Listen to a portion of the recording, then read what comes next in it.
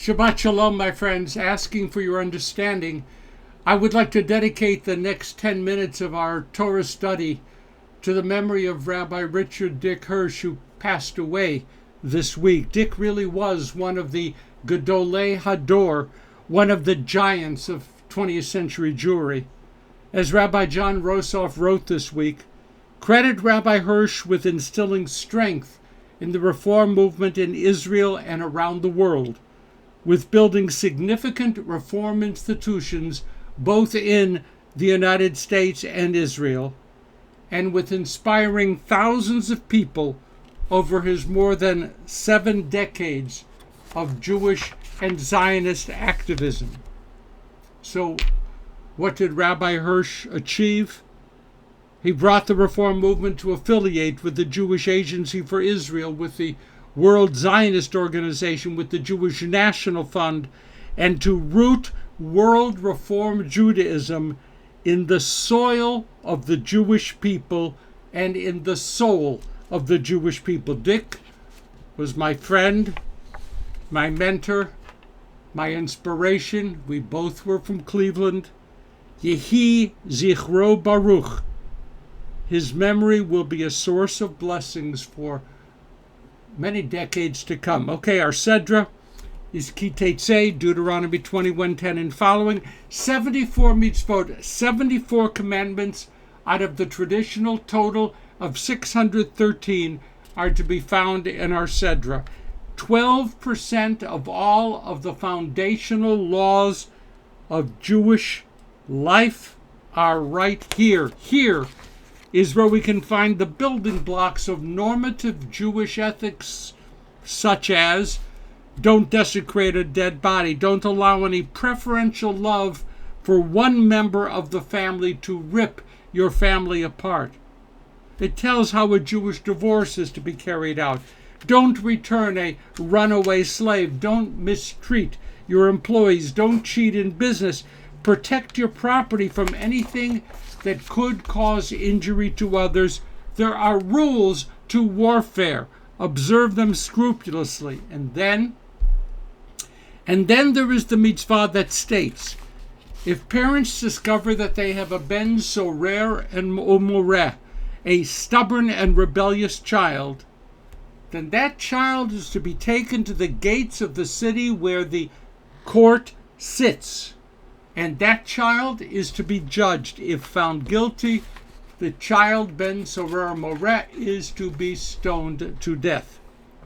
Now we know that there is no question that Torah legislation demands that children are to honor their parents. We know that, we get it. The Torah even promises long lives to those who comply. The Talmud will tell story after story about what such honoring might involve, such as, what is the proper response when your parent shames you, you being an adult, shames you in public, or when there is tension between your personal dignity and an aging parent's clearly unreasonable demands? How is that to be sorted out? The Talmud deals with that. But here it seems that capital punishment is a fitting response to a child who is stubborn and rebellious. Isn't that just a bridge too far? Some of our teachers apparently thought so. Rabbi Shimon Bar Yochai taught that this law was never, not once, implemented. So you can ask, why then was the law placed within the Torah? Rabbi Shimon suggested 2 reasons. One, to establish the gravity of children's obligations to their parents, and secondly, to be used as a scare tactic, so that kids will always be aware of what their words and acts just might lead to.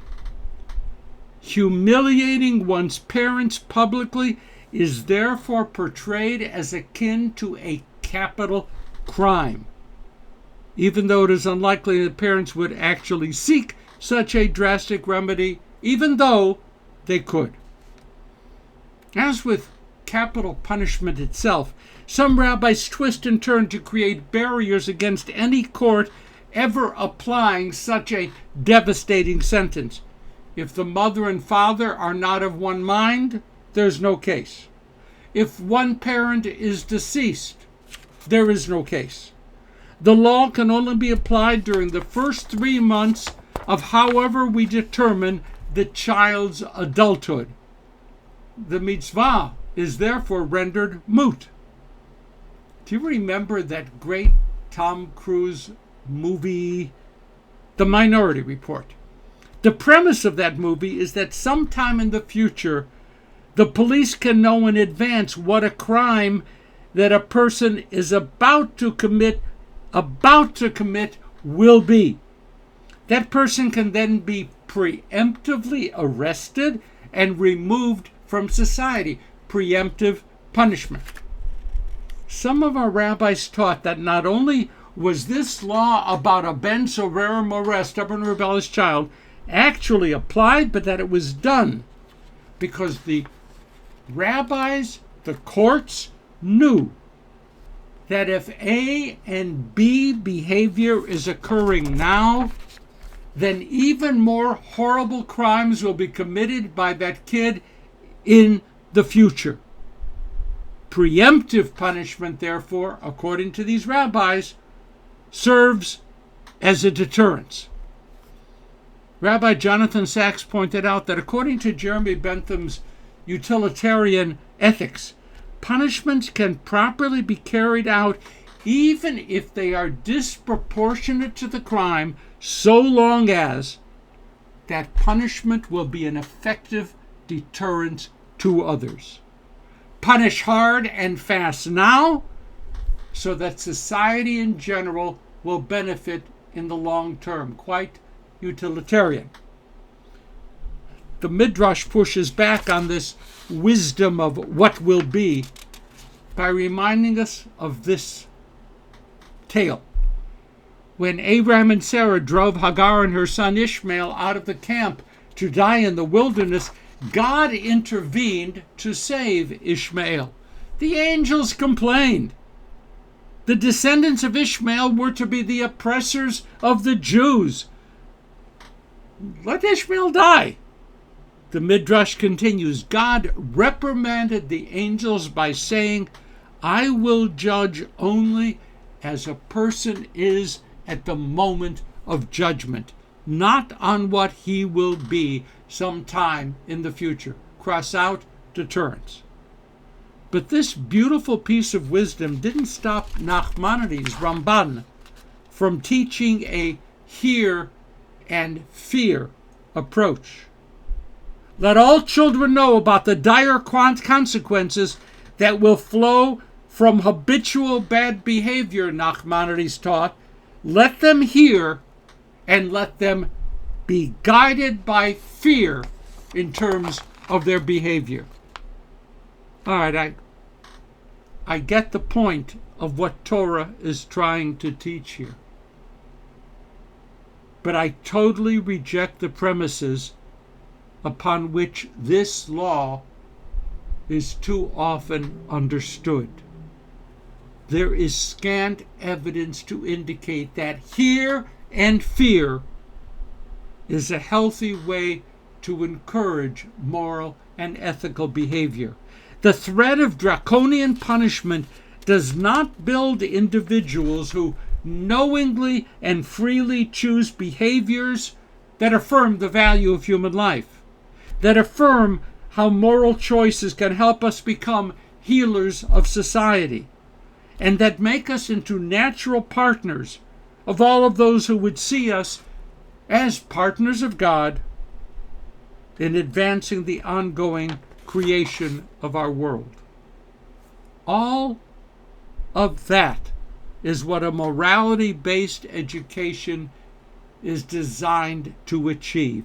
And all of that is what modeling adult behavior is all about. And all of that is what bringing our children and grandchildren to drink deeply from the wisdom of our tradition is all about.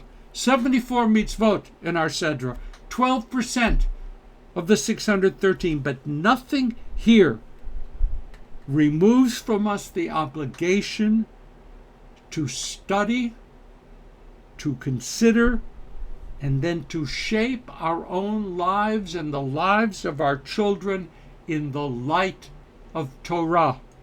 So, will it be hear and fear, or learn to act out of love? The choice is always ours. That's how it should be. Shabbat Shalom. See you next week.